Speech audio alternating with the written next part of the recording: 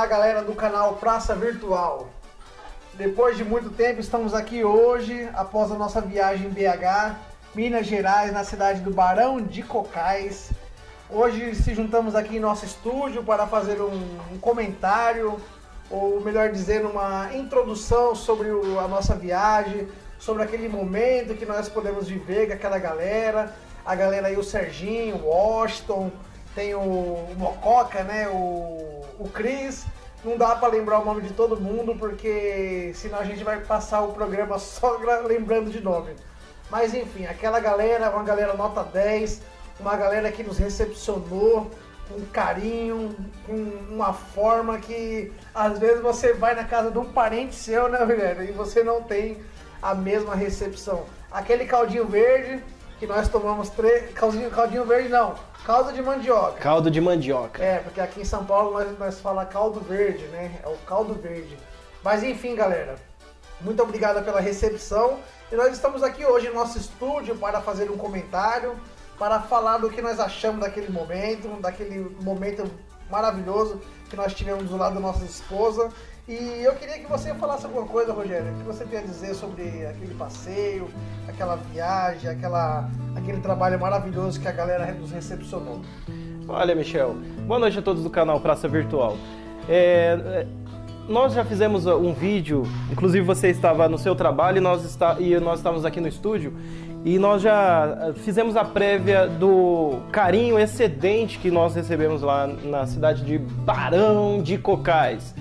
E nós não temos o que falar dessas pessoas. O que nós temos a apresentar aqui a vocês que acompanham o canal Praça Virtual é o trabalho, um mini trabalho de antropologia, não é, Michel? Antropologia é quando o cientista, é quando o estudioso, ele sai da sua localidade, da sua cultura nativa e ele vai explorar outros meios, outras formas de pensamentos. Ele vai para uma tribo, por exemplo, lá no meio do mato, ele vai numa comunidade indígena, ele vai numa comunidade diferente da sua comunidade, ele passa um tempo lá para tentar trazer e entender a forma de vida daquelas pessoas. E o que nós fizemos lá em Barão de Cocais foi mais ou menos isso. Nós passamos ali 2 dias assim inesquecíveis.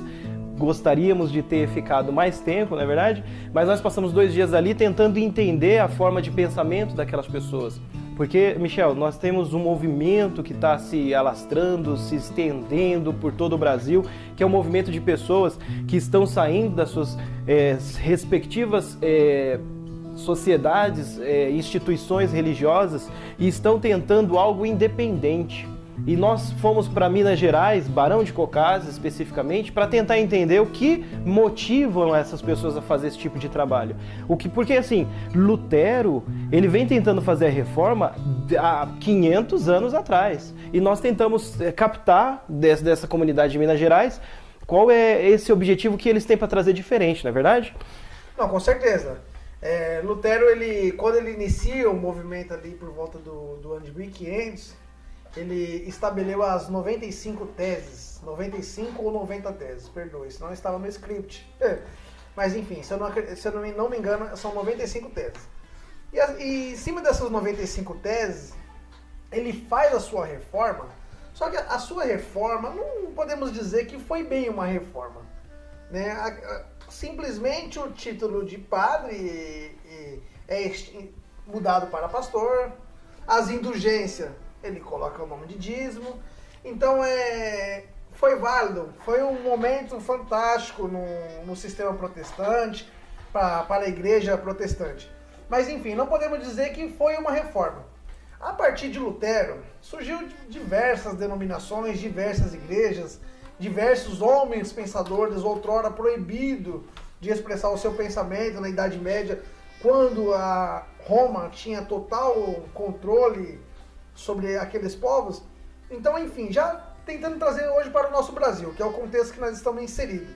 Poderia falar muito também do grande avivamento, né, do grande avivamento da Rua Azusa, que tanto se fala nos Estados Unidos. Enfim, hoje no Brasil, nós estamos passando por um momento que está tendo uma evasão das igrejas evangélicas.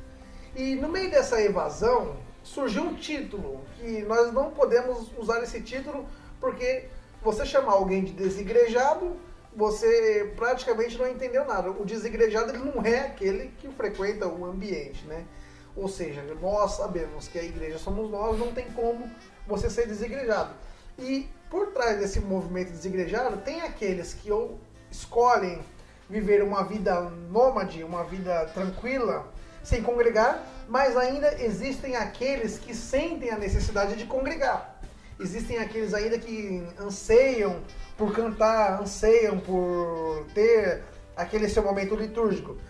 E dentro desse trabalho que nós fomos fazer em Minas, lá junto da nossa comunidade do irmão Sérgio, do nosso irmão Serginho, falo irmão porque é assim que eles se tratam, né? Eu poderia dizer amigo, nosso amigo Serginho, nós podemos ver que nos moldes de hoje, Rogério, qualquer pessoa que passa ali na porta, ali tá vendo de fato uma igreja. Porque a pessoa que ela não tem o entendimento, ela não vai conseguir olhar para aquilo ali e ter um pleno entendimento do que é aquilo. Então, aquilo é uma igreja, é um ambiente religioso. Mas o que nos chamou a atenção é o modo que é ensinado, é o modo que é tratado. Por exemplo, você não vê uma igreja ou pessoas oprimindo a fé alheia. Não é isso, Rogério, que você percebeu? A gente percebeu. Na verdade, nós já saímos daqui de São Paulo já sabendo que ia encontrar algo diferente. Porque convencionalmente nós temos aí várias portas abertas, várias comunidades abertas, várias igrejas abertas, muitas instituições abertas. E eu estava falando até para o Michel que se nós fizéssemos um levantamento de quantas igrejas são abertas ao longo de um mês, ou talvez ao longo de uma semana, quem sabe ao longo do dia, a gente vai ver que várias igrejas no Cartórios estão nascendo a cada dia, a cada mês, a cada ano. Não para de ter igreja institucional sendo levantada. E o que nós fomos fazer em Minas Gerais, o que nós fomos fazer nessa comunidade do Serginho, é tentar entender o que eles têm de diferente para trazer para nós. E nós, logo de cara, já encontramos ali uma comunidade extremamente solícita, extremamente apta aos dons da hospitalidade. A gente sente um carinho, um amor diferencial do que a gente encontra no nosso dia a dia, no nosso cotidiano, até mesmo nas redes sociais, não é verdade, Michel? As redes sociais é um termômetro de como está a sociedade se tratando ao longo desse tempo contemporâneo, né? Então, logo de cara a gente já começa a perceber a receptividade daquelas pessoas. E no decorrer, a gente começa a observar que são pessoas organizadas, extremamente instruídas, extremamente conscientes dos que estão fazendo, né? Isso, né? Então a gente vai mostrar para vocês mais ou menos o que a gente encontrou lá. É uma comunidade muito simples, né? São pessoas muito simples no sentido de ser humano. Uhum. E a gente vai começar a passar aqui para vocês esse trabalho que foi realizado lá. Ó, Michel, essa parte aqui, eu liguei a câmera, mas eu acho que você não percebeu. Uhum. Você percebeu que eu tinha ligado essa câmera? Percebi. Essa foi a primeira vez que eu dei um play na câmera. E aí, acho que só quem percebeu foi o Washington. A cara dele. Só quem percebeu foi o Washington. Então você tem um momento onde as pessoas estão descontraídas, conversando aleatoriamente, sem saber que a câmera está ligada. Então vamos observar aqui mais ou menos os pontos que a gente pode encontrar do que foi realizado lá. Um making off. Essa aí é a Silvana. Silvana aí falando que tá com saudade das filhas dela, né? Assim como o Michel, nós também deixamos nossas filhas com os nossos pais, né? No caso, minha sogra, meu sogro. O Michel deixou com a sogra dele. Tá lá o pessoal tudo à vontade. A esposa do Michel tá aqui do lado dele, o Washington.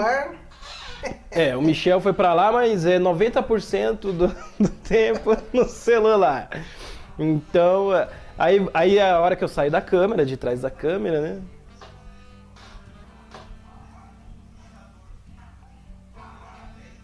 Então,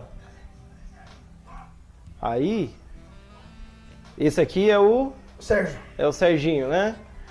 Serginho, nós estávamos na casa da mãe dele, né? Isso, aí é a casa da mãe dele. Casa dele também, né?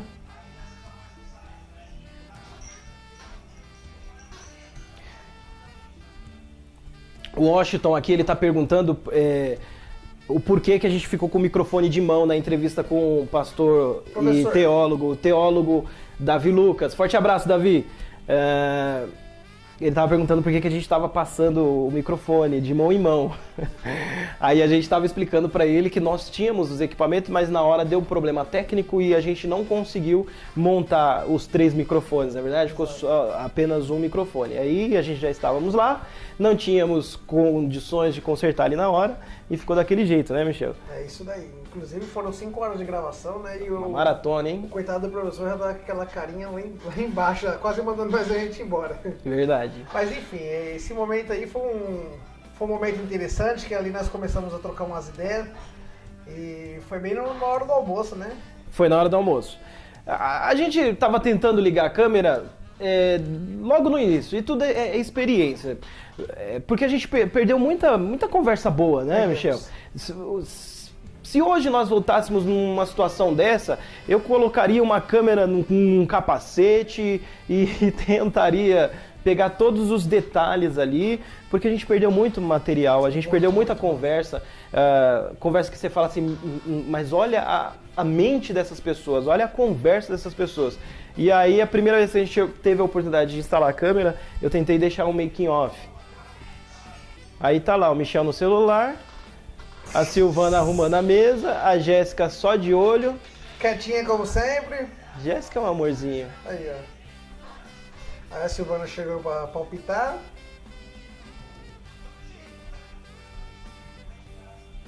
Nós estávamos falando sobre as igrejas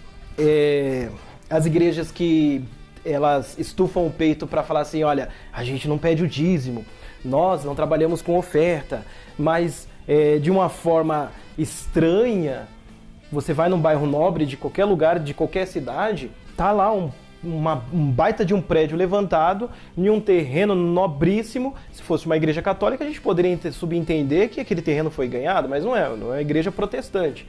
E essas igrejas têm esses locais nos lugares mais nobres, nos bairros mais nobres, desde a periferia até os locais mais nobres, e eles batem no peito dizendo que não trabalha com dízimo. Mas eu pergunto, Michel, como que aquele prédio foi para ali, num Alphaville da vida aqui em São Paulo, num Morumbi da vida aqui em São Paulo, numa Vila Sônia aqui da vida em São Paulo? Como que foi para ali? Será que foi Deus que mandou recursos, dinheiro, que mandou do céu para aquelas pessoas? Pode ser 2 opções. Ou a pessoa que arrecadou o dinheiro ele comprou, né, que é o mais óbvio, ou algum fiel aí... Então arrecada. Arrecada, não tem como negar. A pergunta que eu faço na época do Messias, na época do nosso Salvador, Senhor Jesus Cristo, está descrito nas Escrituras, e depois na sequência, onde vem os apóstolos e todos aqueles que colaboraram para a evasão, para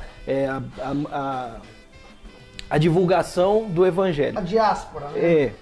Eu quero saber se nesse modelo existe arrecadação de dinheiro para se fazer esse tipo de coisa. Nesse modelo das Escrituras. O modelo das Escrituras, o modelo novo, né, a forma que começa a arrecadação é através das mulheres, né, e até mesmo os discípulos de Jesus. Os discípulos de Jesus, ele sempre houve mais o necessitado do que propriamente aquele que tinha um recurso. E aquele que tinha um recurso, normalmente por ele se sentir constrangido, ele acabava abrindo mão dos seus bens. Nós temos o exemplo do Barnabé. Barnabé era um homem rico da cidade de Chipre, e ele abriu mão de tudo, e isso aí já estou falando bem depois, né? No caso, nós estamos falando dos tempos de Jesus, mas o contexto é o mesmo. A igreja ela tinha um só espírito, um só amor, como dizem Atos dos Apóstolos. Então, houve uma tentativa de se fazer um mini sisteminha ali em Atos, onde as pessoas colocavam tudo nos pés dos apóstolos, mas eu pergunto, aquilo continuou? De modo nenhum. Aquilo prosperou? Foi até os tempos de João na ilha de Patmos, quando João estava preso, por exemplo, que é onde narra-se o finalzinho ali dos apóstolos, dos discípulos. Aquilo que aconteceu em Atos prosperou e tem continuidade? Paulo, nas suas cartas, ele revela esse tipo de trabalho, esse tipo de modelo. Então, as pessoas não conseguem entender que nos seus dados momentos, nos respectivos momentos ali dos apóstolos, dos discípulos, houve ações e situações que a gente percebe se prosperou ou não, se é o modelo correto ou não. Por exemplo, Judas morreu, precisava colocar um no lugar de Judas, não é verdade? Quem que eles colocaram? Não colocaram Matias? Fizeram a sorte. Matias, por acaso, ele é citado em alguma outra participação após aquele sorteio? Ele não é citado. Quem ficou no lugar de Matias, pela aprovação do Pai, pelo que a gente pode ver, foi o apóstolo Paulo. Então, os discípulos tomaram a iniciativa de ir lá tirar a sorte e, de repente, escolher um discípulo. Mas não era da vontade, do agrado do Pai. Então, tem coisas que você faz, que eu faço, que nós fazemos, que não tem nada a ver com a vontade do Criador. Às vezes a gente está imitando alguém, mas esse alguém não é o Messias. Aí, se você for olhar para o Messias, você vai ver que esse modelo estabelecido nos dias atuais, que já vem de séculos e milênios, esse modelo estabelecido não é o modelo que o Messias deixou para nós. Deixa eu só fazer um comentário, porque a gente sabe que na internet existe aqueles que assistem para criticar, que é o correto. Eu acredito que tudo que é verdadeiro ele não resiste e subsiste com crítica. Existe sim um modelo de arrecadação, né, financeiramente. Por que a gente fala do dinheiro? Porque o dinheiro é onde mexe mais com a estrutura e a esfera humana. Por exemplo, um líder religioso ele não ofende, por exemplo, você criticar a denominação dele ou você questionar a denominação dele por motivos de vestes, por motivo de... Por que você não faz o culto no domingo, no sábado? Ele não se ofende. Mas se você falar do dízimo, é como se você estivesse tocando na alma, na ferida. Na alma, na ferida. Então por isso que a gente insiste em falar do dinheiro e vamos insistir em falar até o fim. Existe sim um modelo de arrecadação na Escritura. Por exemplo, nós podemos citar 2 Coríntios 9, quando o apóstolo Paulo diz para que cada um contribua segundo propôs no seu coração. Existe também... 2 Coríntios 9? 2 Coríntios 9, coloca por favor. Então, ele fala para contribuir cada um segundo a sua condição, não é verdade? Uhum. Só que lá embaixo ele fala assim, espalhou... E deu aos pobres. Deu aos pobres. E a justiça permanece. E a justiça permanece. Eles usam essa passagem de Paulo falando aos Coríntios como se fosse para a gente pegar e dar voluntariamente na mão do pastor. Não. Na mão do líder religioso. Na mão daqueles que antigamente usava para tirar as almas das pessoas do purgatório. Eles falam que você tem que dar de coração. Eu não estou conseguindo acessar aqui. Já sei o que está acontecendo. Tem que ligar o teclado aqui do... Tá. Então, lá no finalzinho, ele fala, 2 Coríntios o quê? 9. 2 Coríntios 9. Ele fala, mas toda vez que o seu líder religioso for ler essa passagem para você dar dinheiro... Olha que beleza. Toda vez que ele for ler essa passagem para você dar dinheiro, ele não vai ler o finalzinho ele não vai ler, hipótese alguma... Aqui, ó, já tá aqui, ó. Ele não vai ler em hipótese alguma o final desse versículo, desse capítulo, porque não compete a ele, não vai beneficiar ele. Então, você veja bem como que as pessoas são enganadas, né? Usando o líder religioso, usando a própria escritura para poder pedir dinheiro, né? Ele tá torcendo, ele torce tudo. Cadê? Onde é que tá? Passagem. Conforme está escrito, espalhou, deu aos pobres. A sua justiça permanece. 2 Coríntios capítulo 9, versículo 9. Se você der para o pastor, você vai ter a abundância da sua sementeira, ou seja, você vai sempre ter para semear. Eles usam isso para explicar isso. Então você veja que a Bíblia ela é usada para explorar a fé das pessoas, principalmente quando se fala de dinheiro. Então, não tem respaldo nas escrituras para montar um modelo de arrecadação, Michel. Não tem modelo. Não existe. E para mim não perder o pensamento. A questão do 2 Coríntios 9, como já foi dito aqui, espalhou deu aos pobres. E existe também uma outra passagem em Filipenses, que eu não me recordo agora bem. Não sou um professor lendo quadros da Igreja Adventista aí, porque tem tudo na memória, né? Mas enfim, existe uma passagem em Filipenses que diz que os próprios os santos, né, as pessoas daquelas épocas, eles ajuntavam o dinheiro e eles mandavam para o apóstolo Paulo.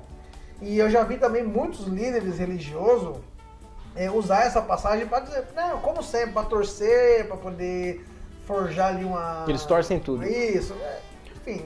Deturpam tudo que está nas escrituras. E quando você vai ver o verdadeiro sentido real, por exemplo, hoje, a questão é muito simples. Hoje, para aqueles que têm um familiar preso, que está num centro de detenção, a gente sabe que o Estado, ele arca com comida, ele arca com bebida e ele arca com a moradia, né? Ainda que precária, mas é responsabilidade do Estado. Naquela época, não. Como o apóstolo Paulo estava preso, e por ele ter alguma parte da sua família ali em Israel, ou até mesmo não existe relatos, documentos de onde tinha as suas famílias, a Bíblia menciona sim parentes de Paulo, sobrinho, mas não diz claramente aonde estava esse povo.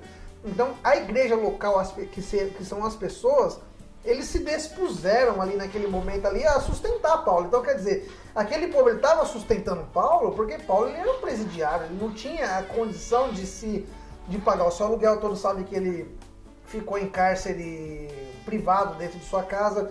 Nesse contexto, já não sei se ele estava na sua casa ou se ele estava ou se ele já estava, né, no próprio presídio lá em Roma, né? É isso? Eu conheço a história do apóstolo Paulo como um cara que foi perseguido mas você está falando, eu estou aprendendo com você, cara. Tem coisas que você fala que tem coisas que eu não tenho conhecimento, eu aprendo e depois eu vou pesquisar para ver se é isso mesmo. Não, mas é isso mesmo, em Roma. Aqui eu dei um twin na mente aqui, mas é isso mesmo. Ele foi decapitado em Roma. Agora não se sabe se de fato ele estava dentro do palácio, ou se existia ali centro de detenções como existe hoje, ou se na verdade ele estava ali no cárcere privado e ele estava na sua casa.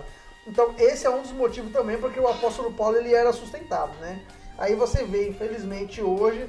Pega-se um contexto totalmente diferente para trazer para os dias atuais, para tomar-se benefício daquilo que não lhes propõe, não lhes convém nos dias atuais. É que nem, por exemplo, você falar que hoje a questão da viúva, ela tem a mesma conotação do que no passado, na época das escrituras. Numa cultura patriarcal, machista, a viúva, a mulher que ficava sem o marido, ela não tinha condições de sustento algum. A viúva, quando ela perdia o marido, já era, acabou a vida dela. O garoto, a criança ficava órfã de mãe e pai, porque mãe não tinha como sustentar, ela era totalmente dependente do marido. O marido era o Estado daquela mulher. Hoje nós temos o Estado, mas naquela época o Estado era o marido daquela mulher. Se ele falecesse, já era. Hoje não existe isso. Não tem como você colocar certos tipos de conotações que está escrito nas escrituras para trazer para os dias atuais e falar, não, tem que ser desse jeito. Eles só pegam aquilo que é bom para si, né? Eles só pegam aquilo que é agradável, que é doce, que tem o sabor de mel, não é verdade? Então, essas coisas é que nós vamos tentar trazer à tona aqui, como já tem outras pessoas, várias pessoas já trazendo à tona, porque nós estamos num momento assim crucial, onde as coisas estão sendo reveladas, o Espírito do Pai está se espalhando aí, os mensageiros estão dizendo, sai dela, povo meu.